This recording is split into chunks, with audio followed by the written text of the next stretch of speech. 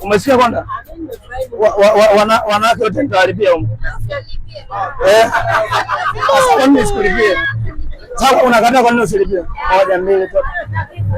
Sasa kwa nini mkatae kulipiwa? Mimi na umesikia wewe? Kafara zipo za aina nyingi. Kuna kafara kama za aina 4. Kuna kafara ambayo unaweza kumtoa mama yako. Kuna kafara ambayo unaweza kumtoa mtoto wako pamoja na kumtoa mke wako. Hiyo kafara nyingine yenyewe ni ya kujitoa wewe mwenyewe kama wewe. Kwa kama ni wa kiume unabidi ujibadilishe jinsia. Sasa hiyo ni mbaya. Hiyo mbaya. Sasa kuna kafara moja ambayo ni nzuri. Hiyo haina shida kwa sababu hiyo unatumia watu ambao unakuwa hata uwajui. Unakuwa unawapatia msaada tu.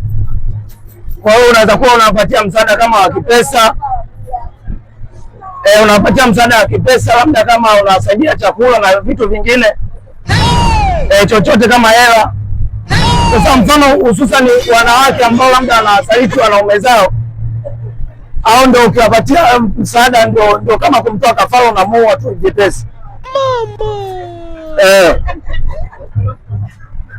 Naangalia Konde. Kuna watu nitasaidia kutoa nauli hapo. Mama utampa Konde nauli.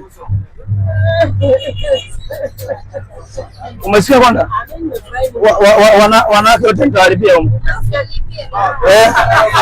Sasa kwa nini sikulipie? Sasa unakataa kwa nini usilipie? Moja mbili tatu.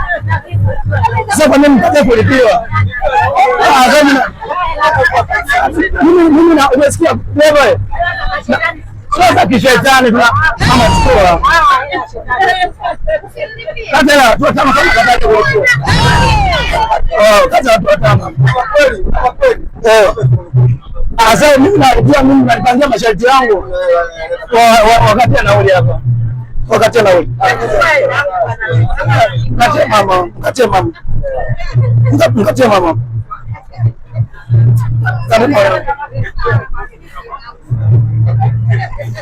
Bila kitu vizuri. Wewe. Naje matapo. Nimemlilia mama yangu tu hapa. Mama ongea. Wewe ndo mama wewe kumsaliti. Mbona uko unashtuka mimi kumsaliti mume wako?